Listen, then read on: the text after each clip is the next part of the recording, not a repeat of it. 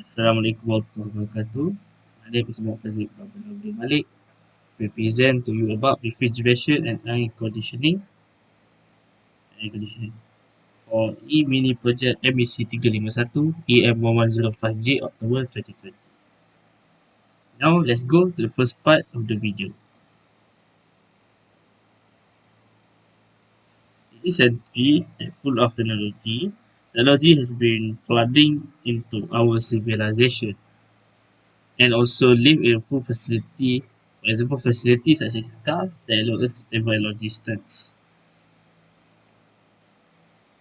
Air conditioning also one of the technologies that created from the problems that we had in our lives.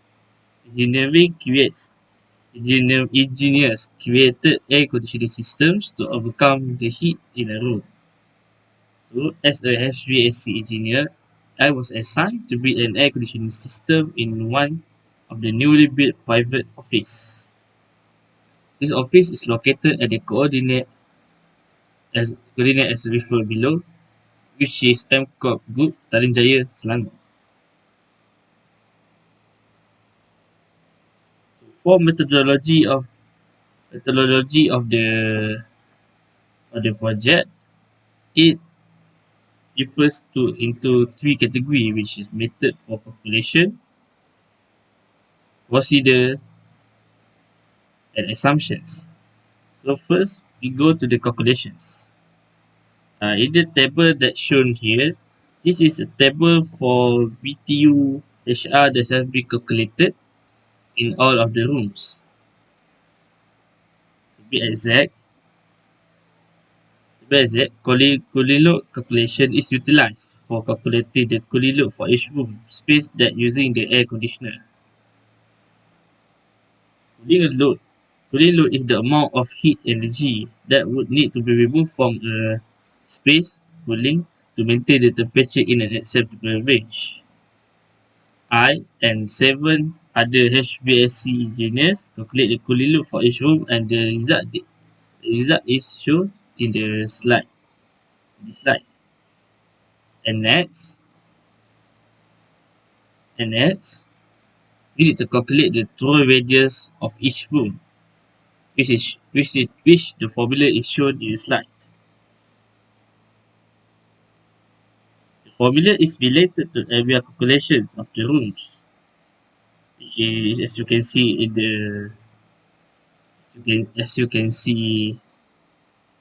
in the slide, it is closely related. Other than that, we also collect our data from governance chart, which is we calculate later. Now we're gonna go to the second part of the video. So this is the procedure of what we need to do. To calculate the cooling load, or to be more general, to install an air conditioning system. First, we observe the area of the room, which is we just look to see where the windows, if there is any, what the machine have been used in the room, because machine can cause heat, which is make the room hot. And third, we calculate the cooling load using the cooling load table estimation, which I will show in the next slide. And the fourth, we calculate the CFM for each room using the cooling load calculation. And then we total the value of BTU per HR, which we got for the cooling load estimation table.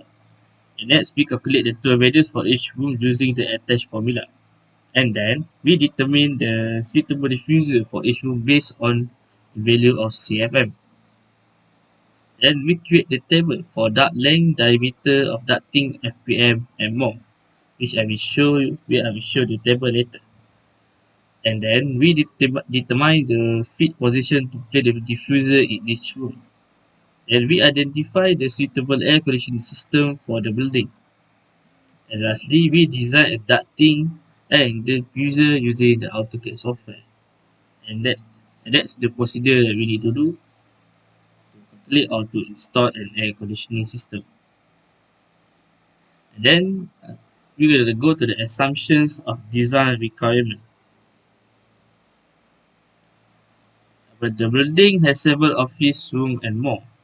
And for the image at the bottom right of the slide, we can see that the cutting from the plan of office one. It has a dimension of length 10 feet, width 13 feet, and height 15 feet. The capacity is only one person in the office, which has access laptop and office printer as their equipment. The building material is made of brick wall with cement plaster on both sides, and the lighting is a fluorescent type. The ceiling is a common suspended board ceiling. For the roof, clay tile pitch roof with suspended ceiling board. For the office two, it's the same as the office one, except it only has an HP laptop in it.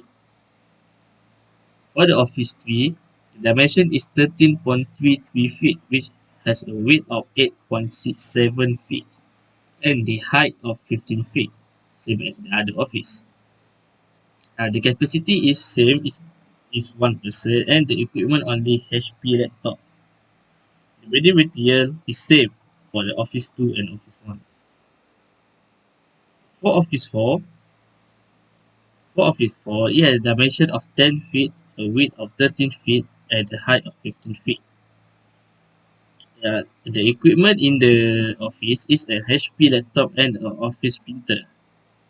And the building material is same for other offices.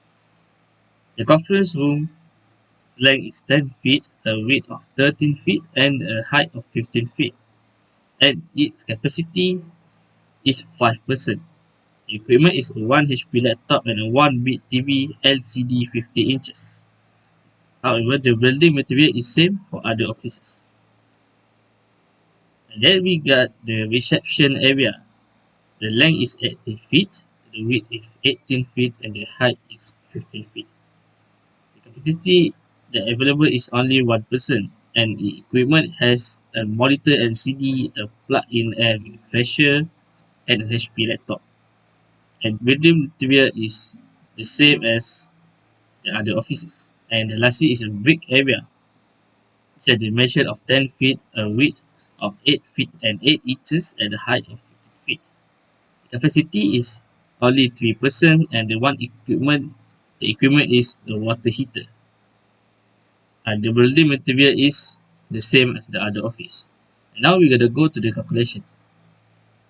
And the calculation that we're gonna need to calculate is the CFM, which is calculated in the cooling load estimation table, which I will show you later. And the tool radius is the formula is 1 tool radius equal to room length dimension per notch number. You can see the example that I have shown in Office 4 calculation, which is 10 over 2 plus 13 over 2 divided by 2, which is 5.8. And the width side also the same, but, but we use the room width dimension, the notch number, and we add both of it and divided by 2 to see the average of it. And then we gotta calculate the number of diffuser needed in each room. Each formula is CFM per CFM per diffuser. For your information, CFM per diffuser is 100 is 100 per one diffuser, which it cannot go below, but it can go higher. So for the office, we can see that the CFM is not is not over 100 unless surface room, which is 135 CFM feet per minute. So we can assume that all the office concrete area and reception area use 1 unit of diffuser, and the conference room needed 2 unit of diffuser.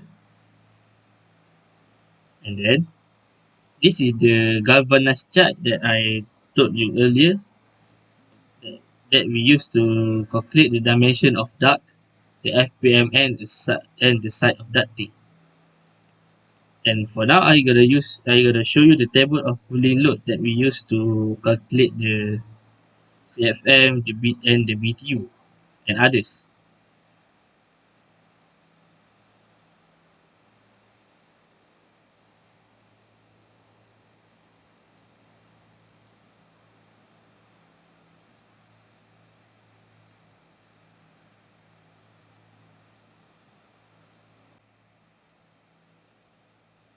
Now I will show you about the result and discussion.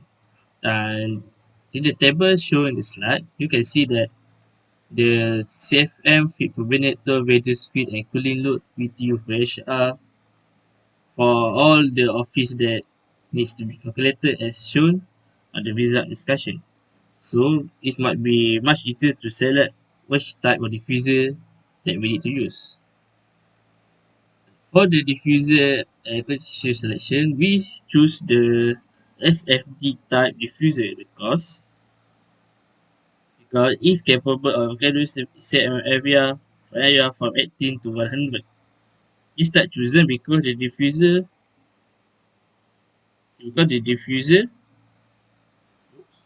sorry, but we choose this type of diffuser because it is much cheaper and it can does not exceed 100 CFM, which is great because our CFM in office just doesn't exceed 100 CFM. Although although conference room is over 100, which to overcome that we use two type of the same diffuser in one conference room. And then we choose the indirect expansion system for the air conditioning systems. The refrigerant cycle work indirectly to absorb the heat from refrigerated space and release the heat to environment. The reason we choose the system over other system because the system also known as chiller system, which means the chiller water work as refrigerant to absorb the heat. It's better than the heat will absorb by refrigerator cycle at the evaporator. For the pipe coffee, we use small air cooled chiller. The reason we install the system because small air cooled chiller can accommodate 18,000 to 138,000 BTU per HR, and cooling load for this building is 100 is 104,773.42 BTU per HR. The advantage of this system is air chillers are normally cheaper compared to the money spent on the maintenance of water chiller. This is the AutoCAD design of the private office. And that's all for me.